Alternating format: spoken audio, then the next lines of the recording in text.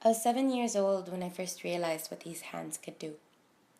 It was a quiet Saturday afternoon, and I was on top of the world. My legs carried me around as I ran across the sun bleached pavements with the breath of youth in my every heave and a limited edition Barbie in my grasp. I could feel the wind dancing between the strands of my hair and the smell of rain drifting away in cotton covered clouds. Until another child brought his footsteps in my direction with eyes on my Barbie and decided to play catch with my head in a metal swing set. I can still remember the soundless ring in my ears when the swing collided with my skull. I remember the moment of complete silence before gravity knocked my pedestal down and the ground caught me in its reaches. It was then that I realized that my hands were made to mold virtues from ruins. I was 11 years old when the ground found its hold around me again. It was a busy Thursday morning, and we sat side by side behind the same swing set that crashed into me, but the only difference was I was no longer falling because of it. Instead, I was lured in by the sound of his heartbeat.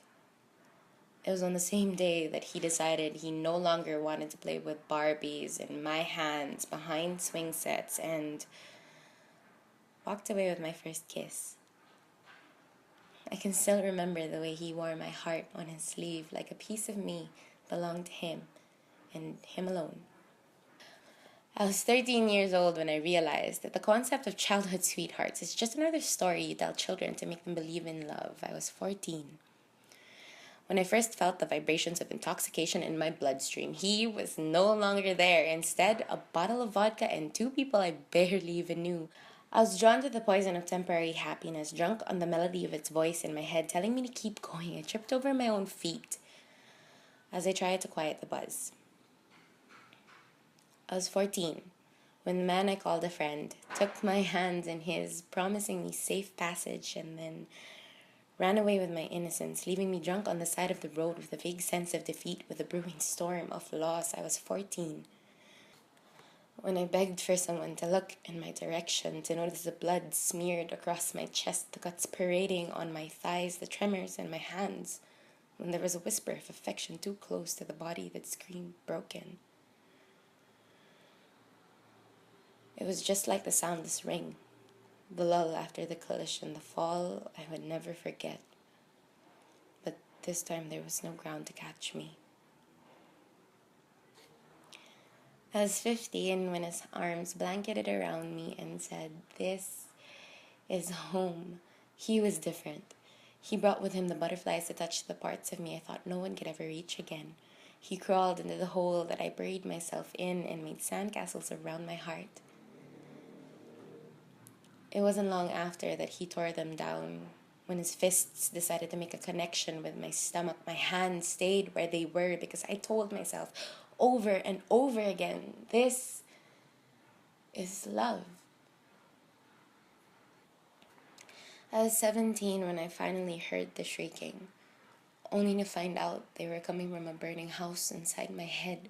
After years of trying to forget, my plea of forgiveness clawed its way out of my mouth and demanded for the attention I neglected the day my hands lost its purpose.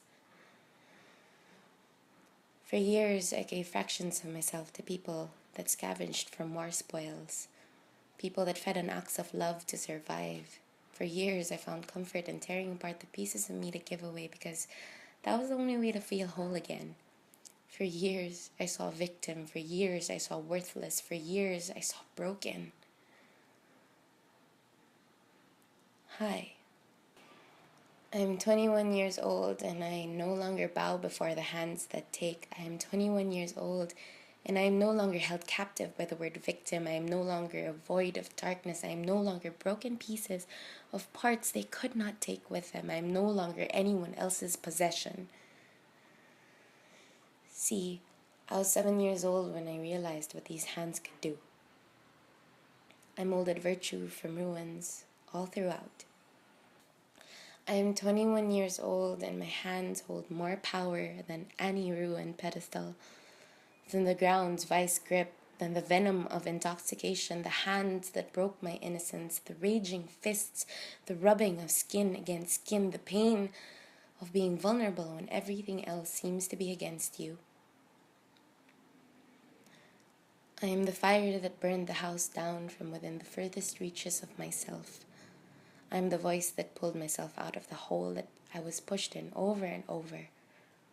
I am stronger than all that is yet to follow.